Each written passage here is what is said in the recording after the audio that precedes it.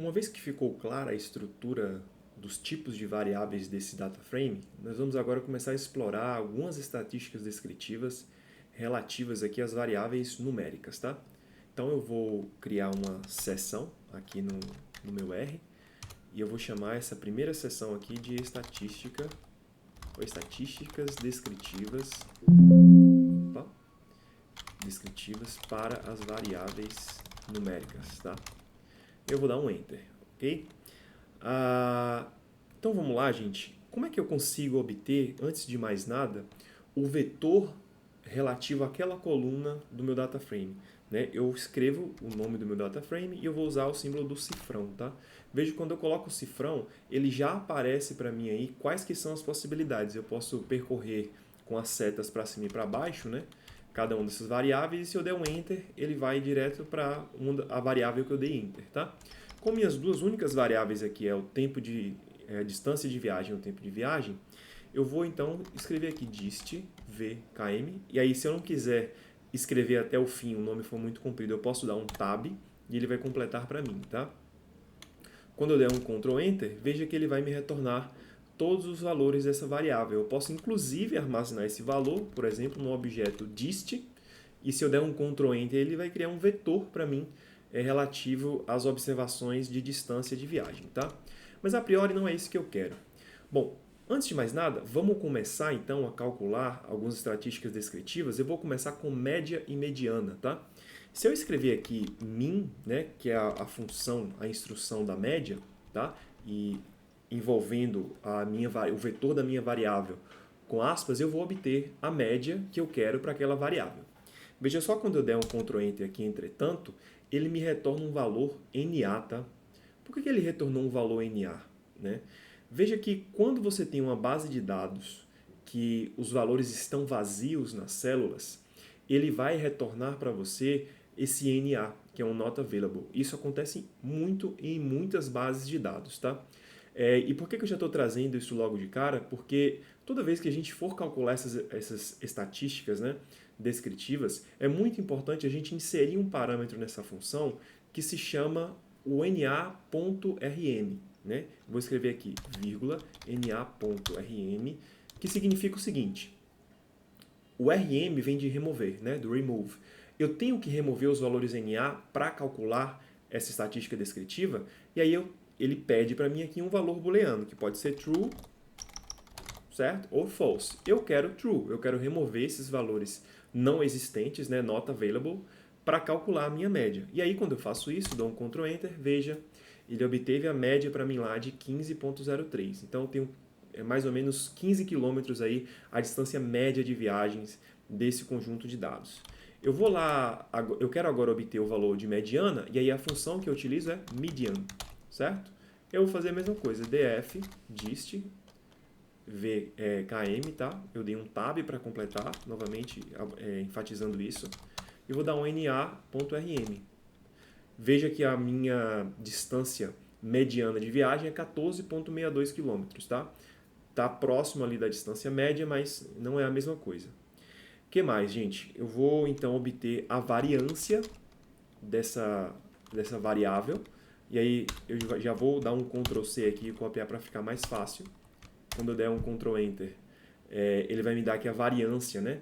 São 25 km quadrados, né? Lembrando só que a unidade de medida da variância é o quadrado da unidade de medida da variável original. E aí, se eu quiser esse valor na variável original, né, dessa medida de dispersão, eu utilizo o desvio padrão. E aí eu vou utilizar o desvio padrão em cima dessa variável. Eu vou ter, então, 5,0790, tá?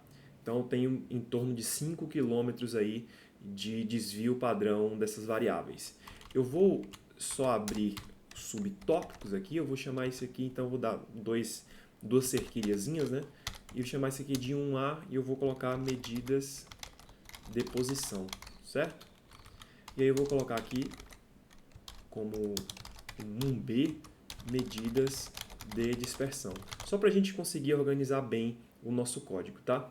Qual que é outra medida de posição interessante aqui para a gente descobrir sobre essas variáveis, né? São os percentis e os quartis, tá? E aí, os quartis mais importantes, né? A gente quer primeiro e o terceiro quartil. O valor do primeiro quartil, né, o que ele significa? Ele diz para a gente que 25% das observações estão abaixo daquele valor específico da variável. O valor do terceiro quartil diz que 75% das observações, por sua vez, né, estão abaixo daquele valor que a gente obtém. Então, como é que a gente faz para obter os quartis, tá? Ou percentil, né? Tanto faz. Aqui eu vou utilizar a função quantile, certo? E aí eu vou escrever aqui de novo, né, o df dist vkm. E aí, para eu obter especificamente os valores dos quartis que eu quero, né, ou dos percentis que eu quero, eu preciso descrevê-los aqui, tá? Então, existe um parâmetro aqui chamado probs, tá? Probs. E aí, se eu quiser o terceiro quartil, o primeiro quartil, eu vou botar ponto 25. Quando eu der um Ctrl Enter, ele vai me dar lá, ó, que o primeiro quartil é 10 km. Ou seja, 25% das observações tem valores abaixo de 10,74 km. E se eu quiser o terceiro quartil, tá? Vou fazer a mesma coisa, né? Só vou copiar aqui, aí eu vou escrever 0,75, dar um Ctrl Enter, certo? Deixa eu só remover essa função aqui de baixo. Então ele me dá, ó, que 75% dos valores estão abaixo de 18 km, tá? De distância. Eu posso obter numa única saída essas duas coisas, certo? Como é que eu posso fazer isso aqui? Eu vou escrever então no probs um vetor, tá? É um vetor, né, que a gente faz por concatenação, tanto 0,25 como 0,75. Quando eu fizer isso aqui, ele me dá um vetor com duas observações, tá? Duas observações. Esses aqui são os quartis. O que eu vou fazer aqui, gente? Eu vou então dar nomes a essas coisas, tá? Eu posso chamar isso aqui de min de d, né, que é a distância. Vou chamar isso aqui de median d, que é a mediana. Eu vou chamar isso aqui de q1 da distância, tá? Isso aqui q2 da distância, certo? Eu vou armazenar esses valores todos aqui. Posso fazer o mesmo para as variáveis aqui embaixo. Vou chamar isso aqui de var de d, né? E eu vou chamar isso aqui de sd de d, tá? Vou fazer esse armazenamento. Bom, quais que são outras medidas aqui interessantes para a gente aí pensando na dispersão, né? Uma dessas medidas é a amplitude, tá? Que é exatamente o valor máximo menos o valor mínimo que a gente observa nesse conjunto de dados. Então eu vou colocar aqui um max, né? Eu vou pegar o máximo valor dessa variável menos o menor valor dessa variável, que aí a minha função é o min, tá? Então quando eu fizer isso aqui, desculpa, eu der um ampd, ele vai dizer que a amplitude aí, né, a diferença entre o valor máximo e o valor mínimo é de 27. Eu quero também, por fim aqui agora, a amplitude interquartílica, né, que é o nosso IQR. E aí, para a gente fazer esse cálculo, desculpa, já percebi um erro aqui, não é segundo quartil, é terceiro quartil. Só vou escrever aqui direito, tá? Para eu pegar o IQR, né, que é o Interquartile Range, tá? Que no nosso caso é o intervalo interquartil, eu basicamente preciso fazer a subtração do Q3, né, menos o Q1, tá? E aí eu vou pedir para imprimir esse QR. E aí veja, né, que na massa central de 50% dos dados, né, a diferença entre o valor superior e inferior é de 7,6 km, tá? Essa é uma primeira aproximação nossa aqui, pessoal, então, de estatísticas descritivas obtidas em data frames, ok?